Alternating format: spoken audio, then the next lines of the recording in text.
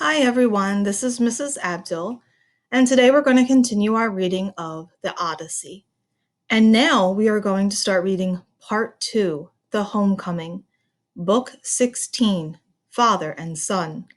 So the last time we saw Odysseus, he was with Calypso for those 7 years, washed up on King Alcinous's shore, and then it was King Alcinous that threw him that banquet, listened to his entire story in that flashback, and now he helped Odysseus get home by giving him a ship.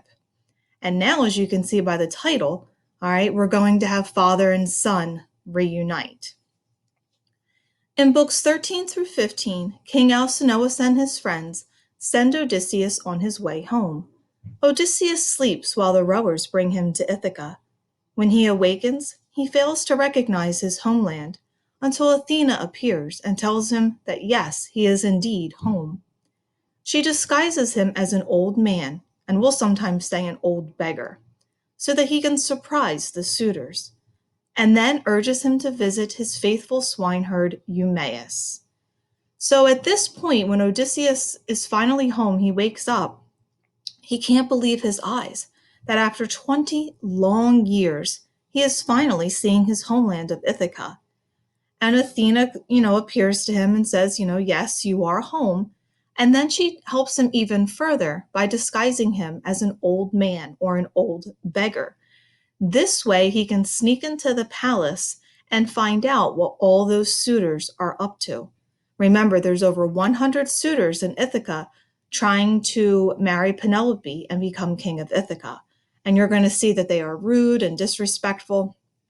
And if they saw Odysseus, they would kill him. They would attack him. It would be 100 against 1. All right, because they have been there for a few years and they've given gifts to Penelope, and they would be angry to see Odysseus home. So this way, no one knows it's him. He then goes to see Eumaeus. If you've been watching the movie, Eumaeus is the older guy in the movie that you see with Telemachus, that shows him, around the sheep, and they're shooting the arrows, the play arrows at each other. Eumaeus the swineherd welcomes the disguised Odysseus and tells him what has been happening in Odysseus's home. Athena goes to Telemachus and tells him to return home. She warns him of the suitor's plot to kill him and advises him to stay with the swineherd for a night. Telemachus does as she bids. So Eumaeus does not know that that's Odysseus as the beggar, but shows hospitality and welcomes him in. And of course, Athena steps in again and, helps Telemachus. Telemachus has been gone for 1 year visiting Pylos and Sparta in search of his father. So she's like, you need to come home, but be careful because the suitors are plotting to kill you. But there were 2 men in the mountain hut, Odysseus and the swineherd. At first light, blowing their fire up, they cooked their breakfast and sent their lads out, driving herds to root in the tall timber. When Telemachus came, the wolfish troop of watchdogs only fawned on him as he advanced. Odysseus heard them go and heard the light crunch of a man's footfall, at which he turned quickly to say, Eumaeus, here is one of your crew come back, or maybe another friend. The dogs are out there snuffling belly down. No one has even growled. I can hear footsteps. So they hear, someone approaching, but the dogs are not barking. So Odysseus, as the beggar, says, this must be somebody that the dogs know. But before he can even finish his sentence, he looks up and he sees his tall son standing in the doorway. The swineherd rose in surprise, letting a bowl and jug tumble from his fingers. Going forward, he kissed the young man's head, his shining eyes, and both hands, while his own tears brimmed and fell. Think of a man whose dear and only son, born to him in exile, reared with labor, has lived 10 years abroad, and now returns. How would that man embrace his son? Just so the herdsman clapped his arms around Telemachus and covered him with kisses, for he knew that the lad had gotten away from death.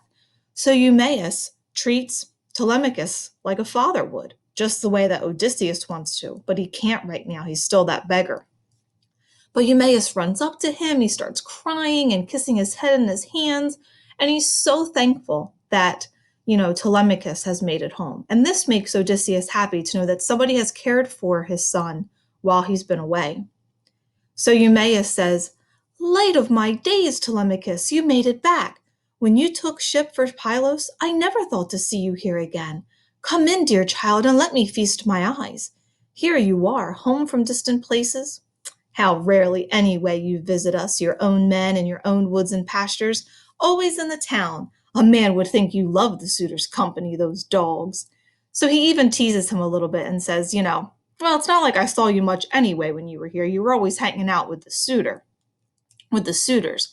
And, we know that that's not true.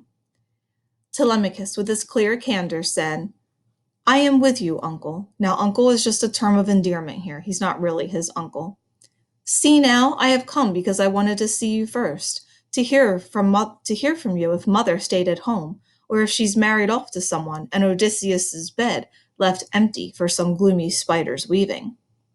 So he's like, "I just came here first to see how, mom is and if she's remarried." And Odysseus wants to hear this answer as well. Gently the forester Eumaeus replied, "At home indeed your mother is. Poor lady, still in the woman's hall, her nights and days are wearied out with grieving." So she has not married yet. Stepping back, he took the bronze-shod lance, and the young prince entered the cabin over the worn doorstone. Odysseus moved aside, yielding his couch, but from across the room Telemachus checked him. "Friend, sit down. We'll find another chair in our own hut. Here is the man to make one." So of course this makes Odysseus happy. Odysseus goes to move so that the prince, Telemachus, can sit down. But Telemachus is like, "No, you're okay. You go ahead and sit. I'll find someplace else to sit." The swineherd, when the quiet man sank down, built a new pile of evergreens and fleeces, a couch for the dear son of great Odysseus. Then gave him trenchers of good meat left over from the roast pork of yesterday, and heaped up willow baskets full of bread, and mixed an ivy bowl of honey-hearted wine. Then he in turn sat down, facing Odysseus. Their hands went out upon the meat and drink, as they fell to, ridding themselves of hunger. So Eumaeus provides a nice meal for them, and they all sit and eat it. Now here is what we call dramatic irony, because we know, as the reader, that Odysseus is the beggar, that he's the king. But Telemachus, his own son, Eumaeus, they do not realize that they are having a meal with Odysseus. But we, the reader, know that. So we, the reader, know more than the characters in a story or drama. It's dramatic irony. Telemachus sends the swineherd to let his mother know that he has returned safely. Athena appears and urges Odysseus to let Telemachus know who he really is. So we've talked about how gods and goddesses have human feelings and emotions, and even Athena cannot wait any longer. Now that Telemachus and Odysseus are by themselves, she wants Odysseus to reveal himself. Saying no more, she tipped her golden wand upon the man, making his cloak pure white, and the knit tunic fresh around him. Lithe and young she made him, ruddy with sun, his jawline clean. The beard no longer grew upon his chin, and she withdrew when she had done. So originally, when she turned him into the beggar, she really transformed him completely, okay? Like, when I say completely, I mean his skin she made old and wrinkly. I mean, gave him old, dirty clothes, made his beard long. Now she transformed him back. Then Lord Odysseus reappeared, and his son was thunderstruck. Fear in his eyes, he looked down and away, as though it were a god, and whispered, "Stranger, you are no longer what you were just now. Your cloak is new, even your skin.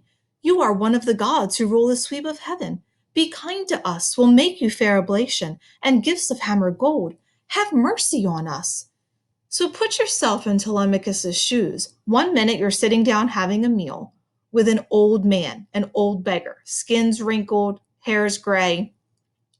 The next minute you look up and it's a completely different man sitting across from you. His hair is no longer gray, he no longer has wrinkles, his clothes are brand new. So Telemachus thinks this is a god, because only a god could do that. So he's like, "Have mercy on us, and we'll treat you well." The noble and endearing man replied. So Odysseus replied. He says, "No god, why take me for a god? No, no, I am that father for whom your boyhood lacked and suffered pain for lack of. I am he." So Odysseus kind of pulls a Darth Vader here. He's like, "Telemachus, I am your father."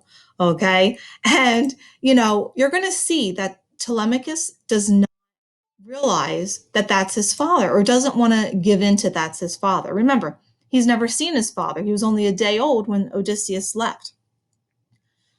Held back too long, the tears ran down his cheeks as he embraced his son.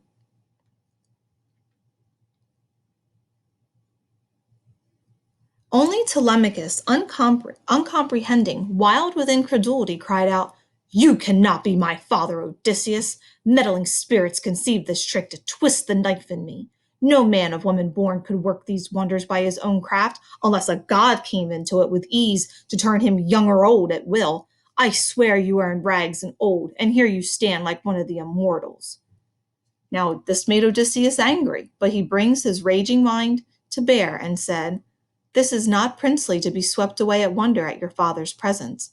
No other Odysseus will ever come, for he and I are one, the same. His bitter fortune and his wanderings are mine. 20 years gone, and I am back again on my own island." Now you see the four dots there.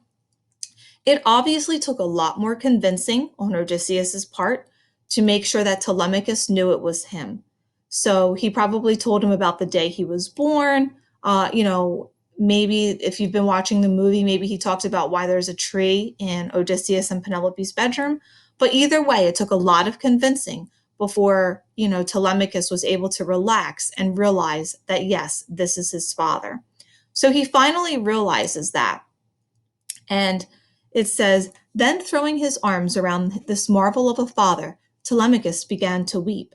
Salt tears rose from the wells of longing in both men, and cries burst forth from both as keen and fluttering as those of the great taloned hawk, whose nestlings farmers take before they fly. So helplessly they cried, pouring out tears, and might have gone on weeping so until sundown. So they hug, and they have a very tearful reunion. Telemachus lets Odysseus know that they face more than 100 suitors. Odysseus tells Telemachus to return home. He will follow, still disguised as an old man, and Telemachus must pretend not to know him. He must also lock away all of Odysseus's weapons and armor. So after the reunion, Athena turns Odysseus back to that beggar because he still has yet to go into the palace to see what's going on. And he tells Telemachus to act like he doesn't know him. Now, in the movie, you'll see that he does know him. But either way, it's very important that Telemachus, removes all the weapons from the one big room. And that is the end of our reading today.